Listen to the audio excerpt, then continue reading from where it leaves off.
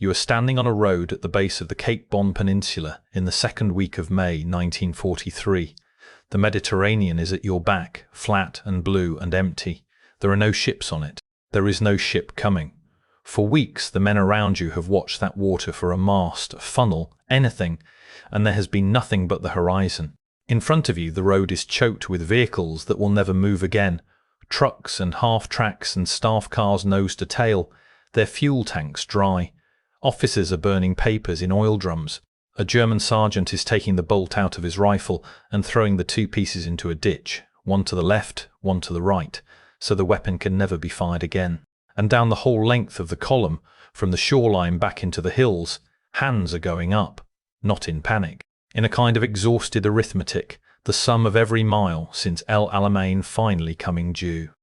By the 13th of May, 250,000 men laid down their arms on that peninsula and the coast behind it. It was the largest surrender the Axis had suffered in the war to that point, larger in raw numbers than Stalingrad, and the one name the entire world attached to that army, the name it had carried across 2 years and 1,000 miles of desert, was not there. Erwin Rommel had been gone for 2 months. He was 1,000 miles away, in Europe, on sick leave. The legend ended without its legend, and almost nothing about how it is usually remembered is quite true. Start with the name itself, because the name is the first thing the popular story gets wrong. The force that surrendered in Tunisia was not the Afrika Korps. It was Army Group Africa, Heeresgruppe Africa, a full army group made of 2 armies.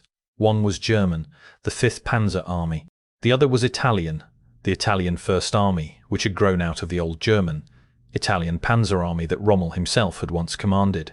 The Deutsches Afrikakorps, the actual Afrika Korps, still existed in the spring of 1943, but by then it was only a corps-sized German component sitting inside that much larger structure. Calling the whole 250,000-man surrender the Afrika Korps is popular shorthand. It is not the fact. The fact is bigger and stranger, and it is worth telling straight. To understand why that army was standing on a beach with its back to an empty sea, you have to go back to the 9th of March 1943, and to a decision that had nothing to do with Tunisia at all. On that day, Rommel left Africa. He did not flee, and it matters to say that plainly, because the myth of the fleeing desert fox does the real story a disservice. He had flown to see Hitler in person to argue a case. The case was that Tunisia could not be held, that the whole bridgehead should be evacuated while there was still shipping to carry the men home, that to stand and fight there was to feed an entire army into a trap. Hitler refused. He would not hear of giving up ground. And instead of sending Rommel back to command a defence he had just called hopeless, Hitler placed him on sick leave, quietly, and kept the change out of the public eye so the enemy would not learn that the Desert Fox was off the board. Rommel never returned to Africa. He was not there for the fighting that followed, and he was not there for the surrender. Command of Army Group Africa passed to Colonel General Hans-Jürgen von Arnim, who took it over on the 10th of March and held it to the very end. Note the rank, because it too is often inflated. Von Arnim was a Colonel General, a Generaloberst, a 4-star officer. He was not a Field Marshal. Above him in the chain sat Field Marshal Albert Kesselring, running the whole Mediterranean theatre from Italy, and it was Kesselring and Hitler between them, not the man on the ground, who decided that Tunisia would be held to the last rather than given up. Von Arnim inherited a position that the man before him had already judged unwinnable, and he inherited it at the worst possible moment, because by the spring of 1943, the thing that would decide the battle was not happening in Tunisia. It was happening out over the water, in the narrow stretch of sea between Sicily and the African coast that the men called the Narrows. It is worth being clear about what that army group actually was, because it had not started as one force. It was the fusion of 2 separate German efforts that the map had driven together. One was the veteran Desert Army, the divisions that had fought all the way from Egypt, retreating westward across Libya after the defeat at El Alamein the previous autumn. Worn thin over 1,000 miles of withdrawal was the Fifth Panzer Army. A fresh German command rushed into Tunisia from the north after the Allied landings in French North Africa, tasked with holding the bridgehead. As the 2 Allied advances closed in, one from Egypt in the east and one from Algeria in the west. These forces were squeezed into the same shrinking corner of Tunisia and placed under a single headquarters. That is what Army Group Africa was. The German Fifth Panzer Army in the north joined to the Italian First Army in the south. The latter grown out of the old German-Italian Panzer Army that Rommel had led in the desert. Two campaigns, eastern and western, ending in the same pocket. An army in Tunisia could only be supplied, and could only ever be evacuated, across that water or through the air above it. And the Allies had set out, deliberately and methodically, to close both. In the air the effort was called Operation Flak. Through April, Allied fighters hunted the German transport fleet over the strait, the lumbering 3-engined Junkers Ju-52 and the enormous 6-engined Me-323, an aircraft so large it could carry a truck inside it, and so slow that it was a gift to a fighter pilot. On a single day in the middle of April, a formation of these transports was caught over the sea and torn apart, dozens of aircraft going down in minutes. The German air bridge, the one thing that might have fed the bridgehead or carried its men out, was being dismantled load by load. On the water the effort had a blunter name, Operation Retribution, and a blunter instruction. Admiral Andrew Cunningham, commanding the Allied fleet in the Mediterranean, gave his ships a single order for the Narrows: sink, burn and destroy, let nothing pass.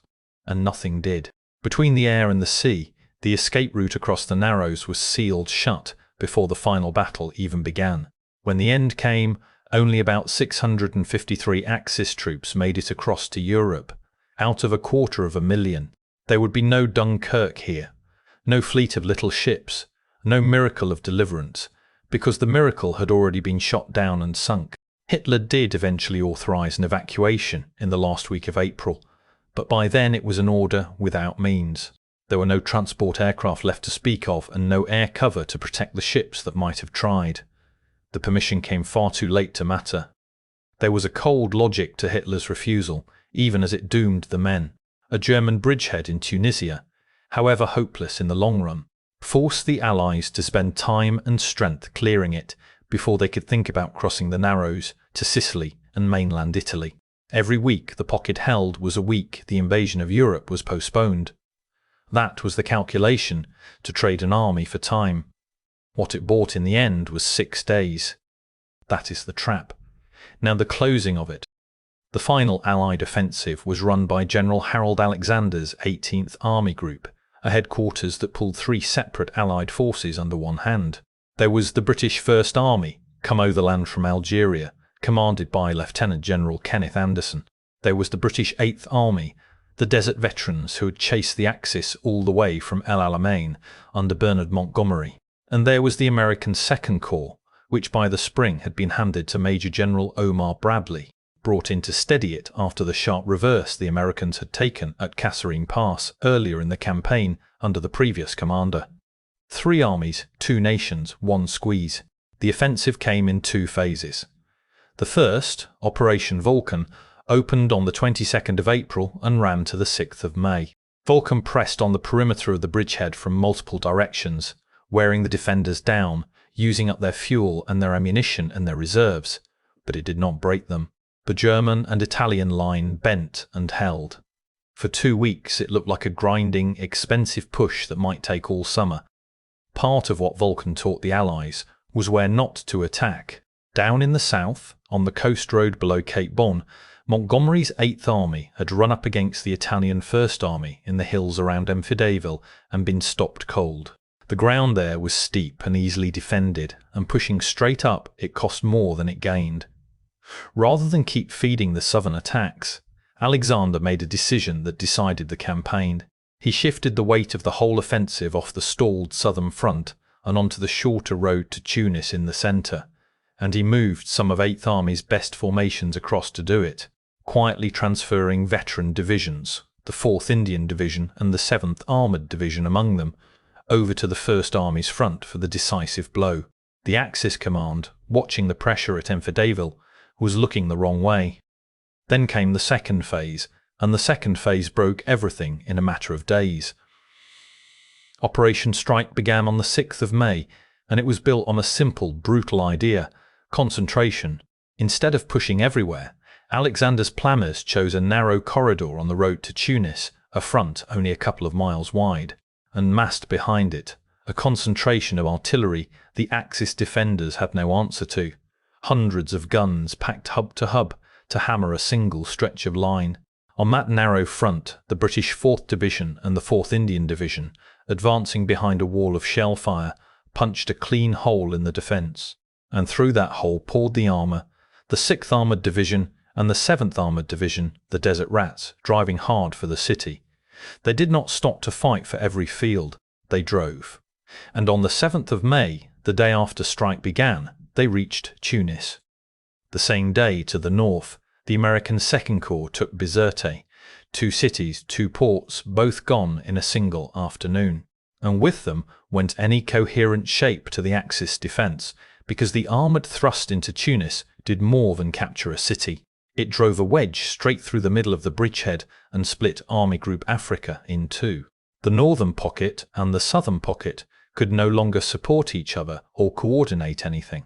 The tanks then wheeled to seal the roads leading onto the Cape Bon Peninsula, the one piece of ground the trapped units might have used to hold out or to reach the coast. From the 7th of May, the 2 halves of the army were fighting and surrendering separately. Hold the dates in view, because the whole point of the title is in them. Tunis and Bizerte fell on the 7th. The last organised surrender came on the 13th. 6 days. That is how long it took for a defence that had held for months to come completely apart once the line was broken.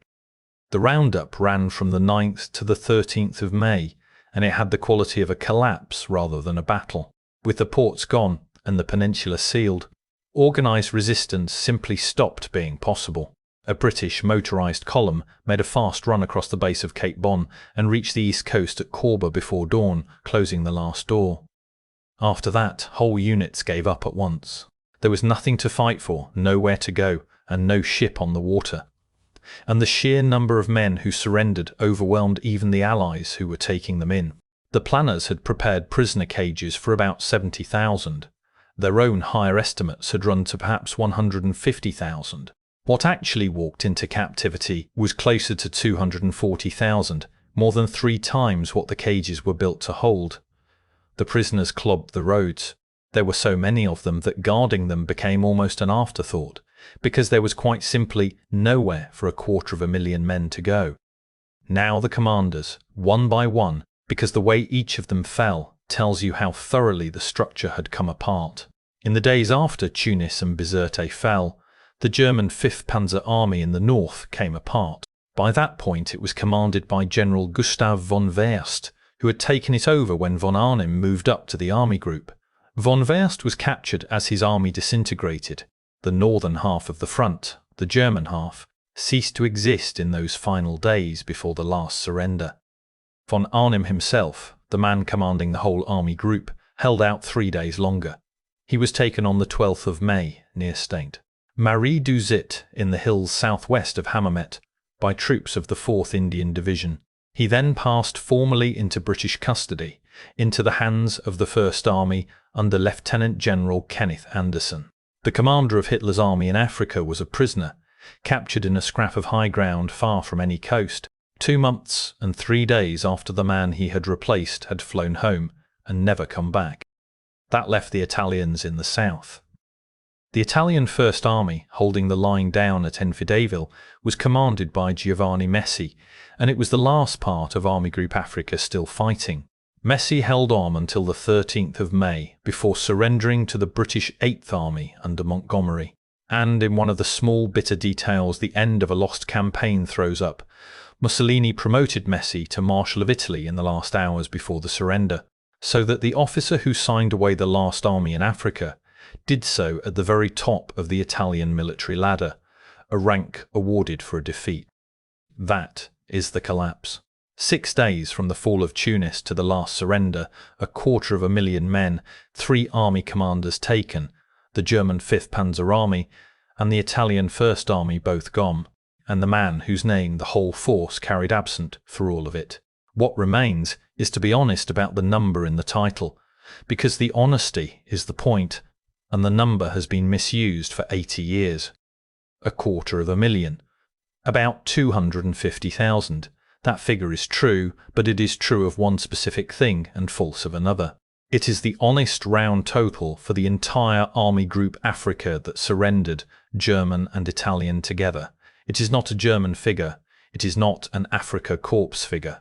When you see it attached to the words Afrika Korps, someone has quietly folded the whole multinational army group into a name that by 1943 belonged to only a corps-sized slice of it. Look at what the careful counts actually say.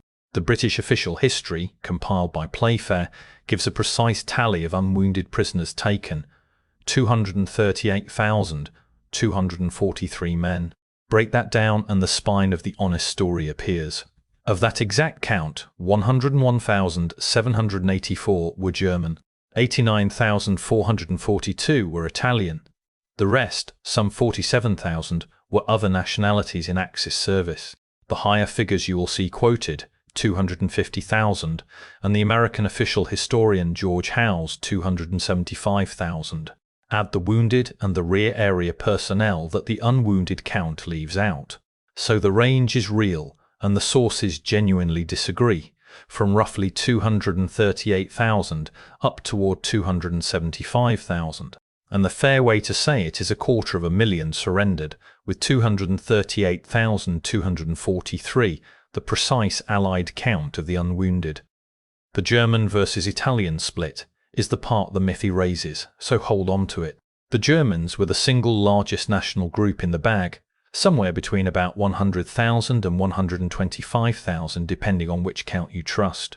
Playfair's unwounded German figure is that 101,784. Britannica puts the German total nearer 125,000, but even at the high end, the Germans were not the whole. A full third of the men who surrendered were Italian, roughly 89 to 90,000 of them. You will sometimes see a German figure as high as 157,000 from the Allied Army Group's own running tally, but that number almost certainly sweeps in wounded and rear troops and should not be handed out as a count of German soldiers in the line. The honest German range is about 100,000 to 125,000, and the rest of the 250,000 was Italian and other. Which brings the comparison the whole battle invites, the comparison to Stalingrad. And here too, the honesty cuts both ways. At Stalingrad, in the first week of February 1943, only 3 months earlier, the German Sixth Army had surrendered about 91,000 men, and it had shaken Germany to its core. Tunisia's total surrender was 2.5 to 3 times larger. In raw numbers of men taken prisoner, it was the bigger disaster. That is the line you will hear, bigger than Stalingrad, and as a statement about the total, it is true.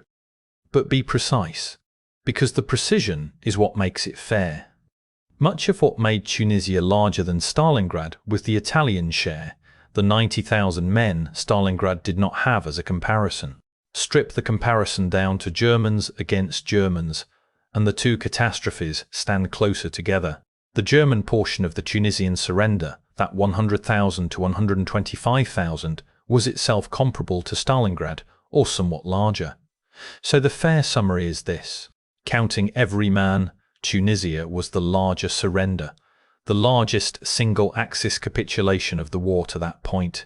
Counting only Germans, it was a second Stalingrad landing within 3 months of the first.